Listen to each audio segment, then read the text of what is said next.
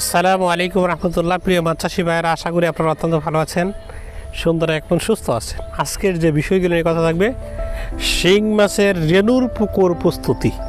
তাই অধীর আগ্রহের সাথে আমাকে বলতেছে এই বছর 2026 সালের শিং মাছের রেণুর পুকুর কীভাবে প্রস্তুতি করব।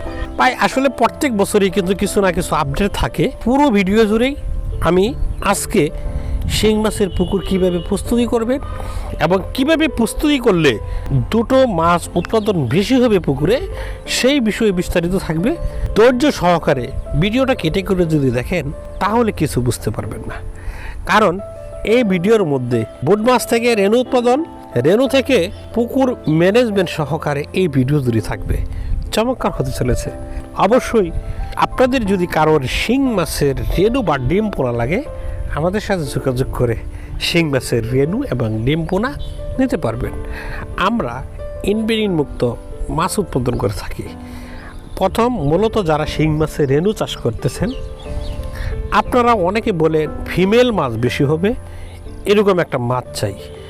আসলে আপনি যদি পূর্ণ ইনব্রিডিং মুক্ত মাছ যদি মাছগুলো করেন, সেক্ষেত্রে ফিমেল মাছ হওয়ার সম্ভাবনা বেশি, মেল মাছ হওয়ার সম্ভাবনা খুবই কম। কারণ হলো মেল মাছ হবে 20%, 30%, 15% এরকম হতে পারে। আর যদি ইনব্রিডিং ছাড়া মাছগুলো করা হয়, মানে একই পুকুরের মেল এবং পুরুষ দ্বারা যদি মাছগুলো পুনঃ উৎপাদন করা হয়, সেক্ষেত্রে পুরুষের সংখ্যা অবশ্যই বেশি হবে। সুতরাং আপনাদের পুরো ভিডিও জুড়েই আজকে শিং মাছের রেণুর পুকুর প্রস্তুতি সম্পর্কে জানাবো। প্রথমে যদি শিং মাছের রেণু পুনঃ উৎপাদন করতে চান, অবশ্যই আপনি আগে চিন্তা করতে হবে এখন নতুন পুকুর আছে কিনা, না পুরাতন পুকুর, এটা আপনি সাজেস্ট করতে হবে। আপনি যদি একটা পুরাতন পুকুরই বলি, বেশি কিছু যাবত পুরাতন পুকুরই যে আমাদের আছে, এই পুরাতন পুকুর যদি আপনাদের থাকে, এই একটা পুরাতন পুকুরে সমস্ত পুকুরের পানি সেচ দিয়ে পানি ফেলাই দেওয়ার পরে আপনি দেখবেন ওই পুকুরে কী পরিমাণ কাদা আছে। বেশি পরিমাণ যদি কাদার আবির্ভাব থাকে, সেক্ষেত্রে কাদাটা ডেজার মেশিন দিয়ে ফালাই দিতে হবে। ডেজার মেশিন দিয়ে যদি না ফালান, টুকরি বা লেবার দিয়ে কিন্তু এই পুকুরের লোতগুলো ফালাই দিবেন। ফালাই দেওয়ার পরে ওই পুকুরে তলা সমান করে নেবেন, মই দেওয়া হোক।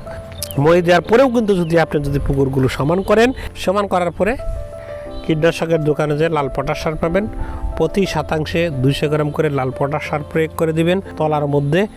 তার মধ্যে পুকুরের চুন প্রয়োগ করতে হবে। যদি আপনি পুরাতন পুকুর যেহেতু আছে, প্রতি শতাংশে পাথর চুন 500 গ্রাম করে পুরো পুকুর ছিটিয়ে দিবেন।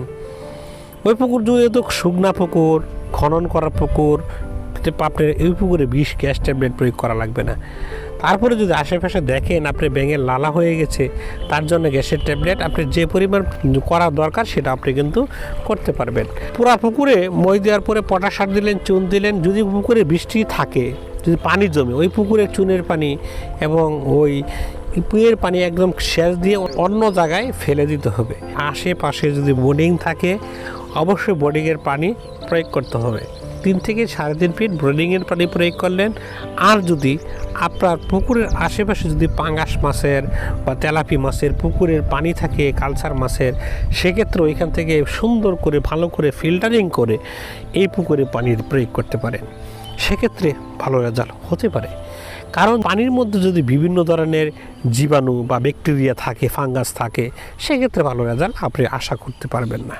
হ্যাঁ, তারপরে চলে গেলেন আপনি হ্যাচারি থেকে, যে হ্যাচারি থেকে আপনি ডিম এবং রেণুপোনা কিনবেন, তার কাছ থেকে আপনি ভালো করে জেনে নেবেন আসলে আপনি কি আমাকে পিজি দিয়ে মাছগুলো করে দিচ্ছেন কি না, এটা কিন্তু ভালো করে খোঁজ খবর নেবেন। যদি আপনি কালচার করেন শিং মাছের ক্ষেত্রে, 100 চাষিরা মাছ চাষ করে তার থেকে সফল হয় মাত্র 2 থেকে 3% লোক। আর 97% লোক মাছ চাষ থেকে জোরে পড়ে যাচ্ছে। ইনব্রিডিং মুক্ত মাছ চাষ যদি করেন, সেক্ষেত্রে আপনি ভালো রেজাল্ট পাবেন। ইনব্রিডিং মুক্ত বোট মাছ সংগ্রহ করলে এইখান থেকে যদি আপনি রেণুপোনা উৎপাদন করে যদি আপনি চাষে দিতে পারেন, সেক্ষেত্রে ভালো রেজাল্ট আপনি পাবেন। হ্যাঁ, আপনি হ্যাচারি থেকে ভালো করে যোগাযোগ করার পরে পুকুরে আসবেন। পুকুরটা ভালো করে যেভাবে বললাম দিলেন। এখন আপনি প্রাকৃতিক খাবার তৈরি করতে হবে। প্রাকৃতিক খাবার কিভাবে তৈরি করবেন সেটা কিন্তু আমি আপনাদের বুঝিয়ে দিব। আপনি প্রথমে প্রতি শতাংশে 150 গ্রাম করে নার্সারি পাউডার একটি জায়গার মধ্যে ভিজাবেন, হাত দাম হোক বা পাতিল হোক, যেটা আপনার পুকুরের আয়তন বুঝে, যে যতটুকু আপনার পুকুর ওই আয়তনে কী পরিমাণ প্রাকৃতিক খাবার আপনার প্রয়োজন সেটা আপনি জানতে পারবেন। প্রতি শতাংশে 150 গ্রাম করে নার্সারি পাউডার, দ্বিতীয়ত প্রতি শতাংশে 50 গ্রাম হারে আপনি খৈল, তৃতীয়ত 400 গ্রাম করে টিএসপি সার, যেটা ডিআইবি সার বলেন, টিএসপি সার, প্রতি শতাংশে 50 গ্রাম করে ইস পাউডার, প্রতি শতাংশে 200 গ্রাম করে ময়দা, প্রতি শতাংশে 40 গ্রাম করে লালি চিটাগুড়, যেটা চিটাগুড়, প্রতি শতাংশে মাল্টিভিটামিন 50 গ্রাম, প্রতি শতাংশের লিভার টনিক প্রয়োগ করেন বা এনজাইম প্রয়োগ করতে পারেন। লিভার টনিক বা এনজাইম প্রতি শতাংশে 50 গ্রাম, ভিটামিন সি প্রতি শতাংশে 100 গ্রাম, একসাথে ভিজিয়ে 24 ঘন্টা একটি ড্রামের মধ্যে রাখার পরে হ্যাচারিতে রেণু উৎপাদন হচ্ছে। এখানে আপনার পুকুরে পানি প্রয়োগ করে ফেললেন, এখানে পুকুরে প্রাকৃতিক খাবার তৈরি হচ্ছে। প্রাকৃতিক খাবার তৈরি করার আগে আপনার পুকুরে প্রতি শতাংশে 5 মিলিগ্রাম করে একটা জীবাণুনাশক প্রয়োগ করবেন। বাংলাদেশে বিভিন্ন কোম্পানির বিভিন্ন জীবাণুনাশক আছে, আপনি জীবাণুনাশক প্রয়োগ করার পরে প্রতি শতাংশে 200 গ্রাম করে আপনি জিওলাইট প্রয়োগ করবেন। প্রতি শতাংশে 5 মিলিগ্রাম ইউকা বা গ্যাসোনিল ব্যবহার করে পুরা পুকুর ছিটিয়ে দিবেন। ছিটিয়ে দেওয়ার পরে 1 থেকে 2 ঘন্টা পরে প্রতি শতাংশে 5 মিলিগ্রাম করে সুমিতন প্রয়োগ করবেন। সুমিতন প্রয়োগ করার পরে রেণু আনার আগের দিন আপনি পুকুরে যে প্রাকৃতিক খাবার তৈরি করেছেন, অবশ্যই এই প্রাকৃতিক খাবারগুলো পুরা পুকুরে ছিটিয়ে দিবেন। ছিটিয়ে দেওয়ার পরে যে সময় আপনি পুকুরে রেণু ছাড়বেন, রেণু ছাড়ার আগে প্রতি শতাংশে 100 গ্রাম হারে আপনি স্যালাইন প্রয়োগ করবেন। যেটা মাছ চাষ, মাছের বা মুরগির স্যালাইন আছে, প্রতি শতাংশে 100 গ্রাম করে আপনি স্যালাইন প্রয়োগ করবেন। স্যালাইন প্রয়োগ করার পরে প্রতি শতাংশে 1 ফিট পানির জন্য 10 পিস করে অক্সিজেন ট্যাবলেট প্রয়োগ করবেন। অক্সিজেন ট্যাবলেট প্রয়োগ করার পরে আপনার রেণুগুলো আল্লাহর রহমতে 10 থেকে 12 মিনিট ওই পুকুরের পানি এবং রেণুর পানি অ্যাডজাস্ট করার সাথে সাথে ছাড়বেন না। কমপক্ষে 10-12 মিনিট পরে আস্তে আস্তে যা করে দিয়ে দেখবেন আপনার রেণু পোনা, ডিম পোনা সুস্থ আছে কিনা, তাহলে আস্তে আস্তে এরুক সালেন 2 প্যাকেট ওই দিকে বিভিন্ন পুকুরে সরাই ছিটিয়ে ছাড়লে সবচেয়ে ভালো রেজাল্ট আপনি পাবেন। তারপর হইল রেণুপোনাকে কী খাওয়াবেন। রেণুপোনাকে খাওয়াতে পারেন আপনি নার্সারি একদম নিখুঁত 1 কেজি পাউডার আছে, বিভিন্ন কোম্পানি বিভিন্ন নামে ডাকে, বেবি নার্সারি পাউডার, এটা আপনি খাওয়াতে পারেন। হ্যাঁ, আপনি অবশ্যই পেন বিট ইকো আছে, আপনি অবশ্যই 50 গ্রাম করে প্রতি বেলা খাবারের সাথে এটা আপনি খাওয়াতে পারেন। হ্যাঁ, রেণু এবং ডিম পোনাকে অবশ্যই 4 বেলা খাবার প্রয়োগ করতে হবে, কমপক্ষে 2.5 ঘন্টা পর পর খাবার প্রয়োগ করতে হবে। তাও না করলে 3 ঘন্টা পর পর খাবার প্রয়োগ করবেন। সেক্ষেত্রে আপনার রেণু এবং ডিম পোনা খুবই ভালো থাকবে, খুবই রেজাল্ট আসবে।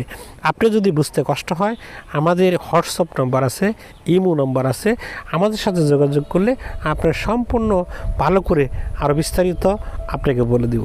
হ্যাঁ, আপনাদের যদি কারো শিং মাছের রেণু এবং পোনা লাগে আমাদের সাথে যোগাযোগ করতে পারবেন। আমরা টাইগার সুপার মনোসেক্সের সাথে ক্যাটফিশ রেণু এবং পোনা বিক্রি করে থাকি।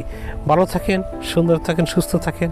খামারিদের আস্থা রূপালী মশাই হ্যাচারি মাছের পোনা। ভালো থাকেন, সুন্দর থাকেন, সুস্থ থাকেন। আসসালামু আলাইকুম রহমতুল্লাহ।